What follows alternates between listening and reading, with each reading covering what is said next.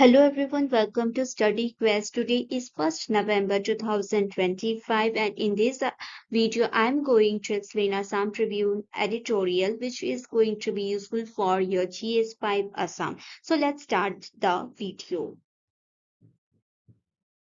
So today is 1st November 2025 and the article that I took is Rejuvenating the Brahmaputra and it is written by Arup Kumar Datta. So basically this article is a summary of two articles which were previously written by Sarvananda Sonowal who is the Union Minister for Ports, Shipping and Waterways, and the two articles were next wave of tourism growth and number second was waterways redefining connectivity. So these were the two articles which Arup Kumar Datta has read, and then he has summarized in this article what Sarvananda Sonowal has said in the previous two articles. So let me just take you to one of the articles, that is waterways redefining connectivity, and let's see what Sarvananda Sonowal has mentioned in the previous articles.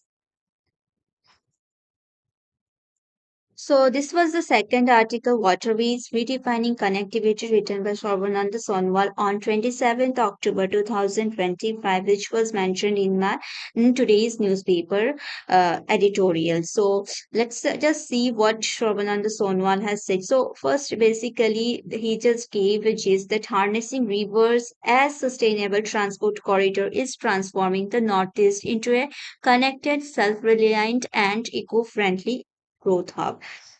Now basically he just said or in the intro part he just said that the northeast has stood at the crossroads of geography and imagination, and northeast is a region which is blessed with nature's bounty, and yet it is though limited by poor connectivity, but since 2014 there is a transformation under the leadership of Prime Minister Narendra Modi, and it has led to the rediscovery of rivers as multipliers of progress and arteries of opportunities, especially in the Northeast. And from the mighty Brahmaputra to Barak and the tributaries, the region's waterways are being developed as new models of sustainability.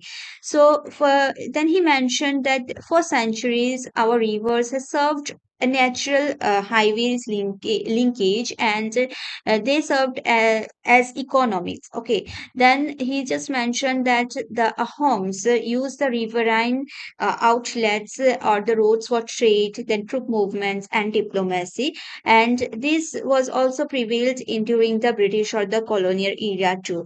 Then he said that the Inland Waterways Authority of India, that is IWAI, is the nodal agency of Ministry of Port, Shipping and Waterways, has not merely built terminals and dredge channels, but it has reimagined inland water transport as a catalyst for regional integration, economic growth, and environmental balance. Then he mentioned about the vast river network of Northeast, which provides a natural, cost-effective, and eco-friendly mode of transport. Then a very important point that under the National Waterways Act 2016, 20 rivers in this region have been designated as national waterways. So always remember these are some factual data which comes in the prelims, like the Brahmaputra is national waterways number 2, Prarag is NW16, Dhonsari is NW31, and Kopili is NW57. Then there is a stretch, Sodia Dhubri stretch of the Brahmaputra, which is 891 kilometer. Then he mentioned about IWAI has undertaken maintenance, dredging, and construction of modern terminals to facilitate cargo and passenger traffic. And RCC jetties are there in Pandu, Dhubri, Jogigopa, and Bogibil.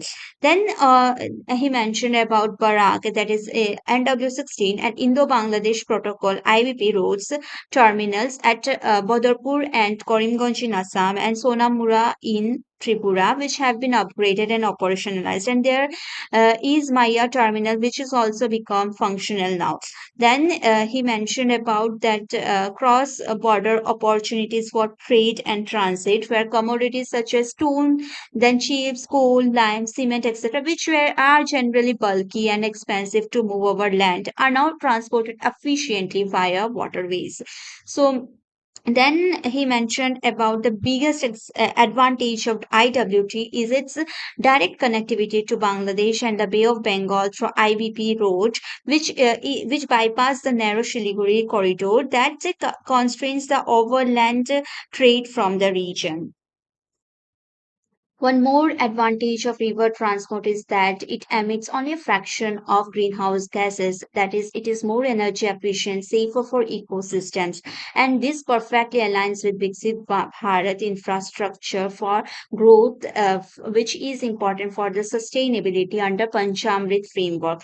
Then he just mentioned about the next 5 year, and there is an investment plan which is aiming to transform the region into a river and hub of trade, tourism, and employment.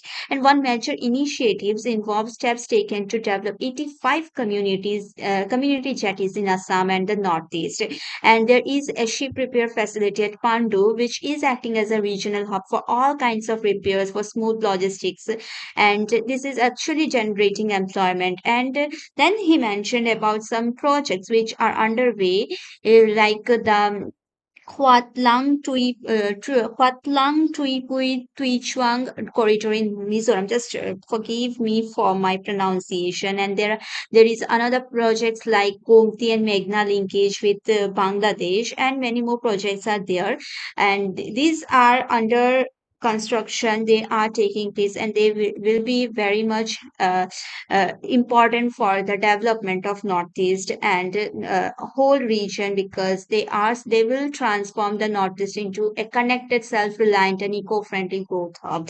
Then he mentioned about the India Maritime Week 2025, which began on 27th October in Mumbai, and this event will serve as the national launchpad for India's reimagined waterways and for the Northeast. It symbolizes the dawn of a new chapter. And as global maritime leaders, investors, and policymakers will be there under one roof, the Northeast story of rediscovered rivers will stand as a living testament to India's maritime revival. So this was the article which is mentioned in today's article written by Kumar Dutta. And this article, Waterways Redefining Connectivity, was written by Sarvananda Sonwal, Union Minister of Port Shipping and Waterways.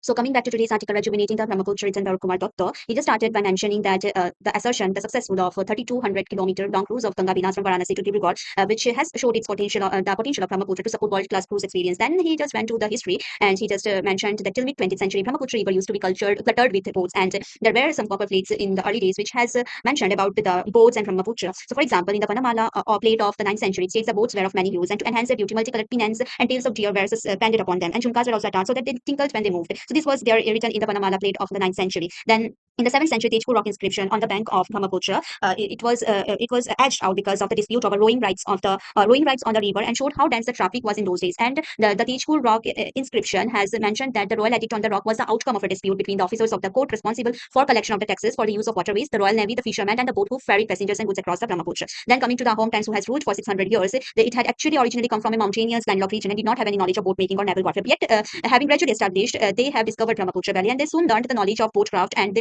in the in the Escape Puya's book, Lachit Borfukan and his stamps, he mentioned that the Assamese warship rushed into the thick of the Mughal fleet. That is, about the Mughal naval war at the Shorai Ghats, and how Ahoms have defeated the Mughals. And then comes, so you just see the chronology, how he started, or Kumar Datta, how in the article, how he started from the Vanamala plate, then he went to the Tejpur rock inscription, then he mentioned about the Ahoms, how they used or mastered in the boat making. Then he come back to the British Raj, and how, just see the beauty of the article. So this is how you also have to write your answers in a chronological manner in your means. So, in coming to the article, during the British Raj, so individuals like John M. Kosh were very impressed by the variety of boats that piled upon the Brahmaputra and the Assamese skill in making them.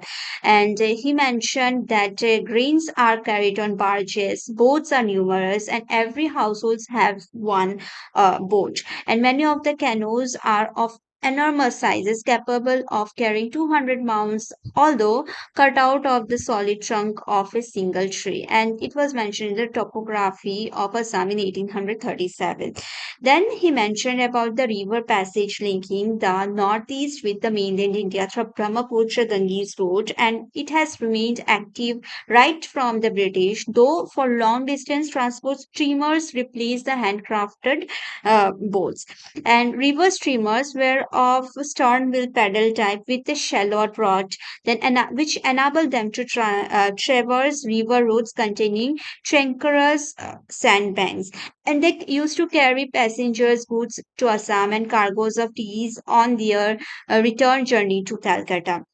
So this was the thing which is written. Then he mentioned about after partition what happened. So after partition, a section of the railways to Calcutta went to East Pakistan. So the planters found the river route to be the only option. Until 1965 Indo-Pakistan war, almost 90% of Assam steel was being sent by the steamers. But after 1965 war, there was a closure of this vital and age-old outlet. And when this was cut, a bottleneck was created, that is, the Siliguri corridor was created with the rest of the country, and it has contributed to the sense of isolation and alienation of this region. And yet, now the Brahmaputra is still filled with beautiful boats, and that today the magnificent river lies neglected and unused, speaks of emptiness that seems to have gripped the minds and hearts in the region. So then he mentioned about the Sonowal's ministry is so laudable, and he ministry of the Sonowal's ministry is doing so much for the rejuvenation of these Northeast India, for to reconnect Northeast India's heritage, economy, and spirit through renewed river trade.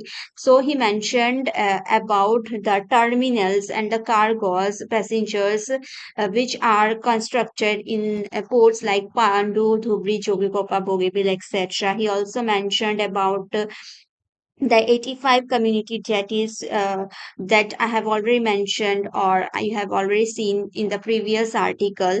So all these things are mentioned. So naturally, at last, what he said is that naturally the task of rejuvenating Brahmaputra River would be an onerous one, and it will be filled with challenges and pitfalls. And there is still hopes for the sake of Assam and Northeast that it will be a successful one. And this was the article which is written by Kumar Datta, Rejuvenating the Brahmaputra. So I am leaving a question for you guys. So the question is, rejuvenation of Brahmaputra River can transform the tourism potential of Assam and the Northeast. Examine the interlinkages between river restoration and sustainable tourism development in Brahmaputra Valley. So I hope you will be able to answer this question. So basically, you can start by giving a small brief on Brahmaputra River, or you can start by like this, that Brahmaputra is not just a lifeline for Assam, but it is a potential catalyst for the tourism-led development in Northeast India. You can mention about the ecotourism, river cruises, culture tourism, and adventure activities, which is taking place in Brahmaputra. Then, for the interlinkages between rejuvenation and tourism, you can mention about the clean navigable river systems like National Waterways number 2, then the dredging projects which I have mentioned in the article today. So these things you can mention, and you can also mention about the erosion control and island protection, like Majuli island protection scheme is being done.